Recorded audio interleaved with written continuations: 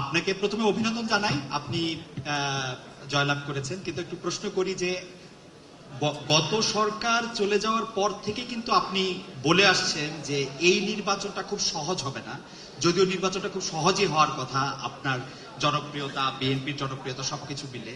এখন আমার প্রশ্ন, নির্বাচনটা তো হয়ে গেল, এটা অনেক সহজ ছিল কিনা আপনার কাছে?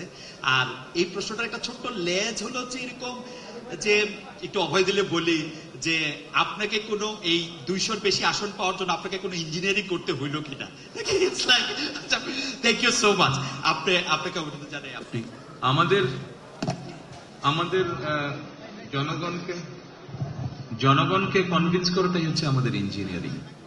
জনগণকে আমাদের যে ইঞ্জিনিয়ারিংটা ছিল সেটা হচ্ছে জনগণকে আমাদের পক্ষে নিয়ে আসা, সেটাতে আলহামদুলিল্লাহ আমরা সফল হয়েছি।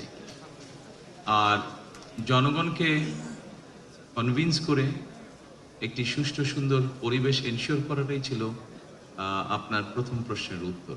অর্থাৎ যেটা আপনি বলেছেন, যেটা আমি বলেছিলাম কঠিন হবে কিনা, সেই যে কোনো ভালো কাজ, ভালো গোল অ্যাচিভ করতে গেলে তো কষ্ট করতে হয়, কঠিন হবেই।